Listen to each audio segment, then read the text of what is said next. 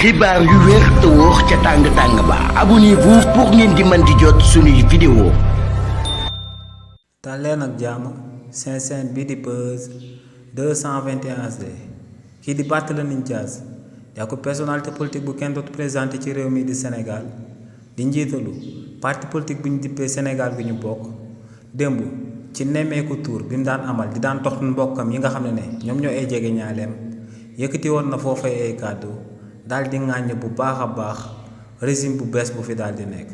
si li ni mel kii di Barthélémy Dias ne toogoon na TFM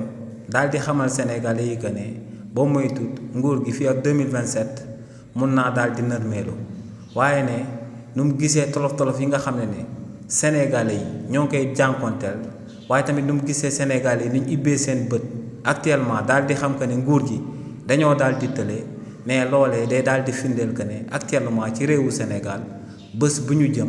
bés boobee mun naa nekk bés bi nga xam ne si la Sénégalais yi di nërmal nguur bi nga xam ne moom moo nekk ci réewu Sénégal mais li ni mel nag moom moo sabab mu tàmbali di amal ay tournée di waxtaan ak i mbokkam ak ay ñoñam ak ay soppeem mais même bu paree ci ville Dakar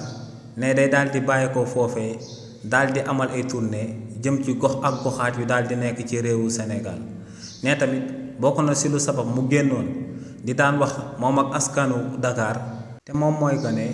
ci sabab yi dajee daal di bokk luñ ko daal di jaay doole daal di koy jëlee ci boppu mairie ba Dakar ba mu nekkoon ne lu leer ba am moom mooy que ne dañ koo daal di tooñ jaay ko doole jëlee ko ci biir mairie ba ca Dakar nee nag taxawaay boobee moom moo sabab muy sàmfonteeg askanu Dakar bi nga xam ne ñoom ñoo ko joxoon seen kàddu seen confiance ginnaaw bañ jëlee seen carte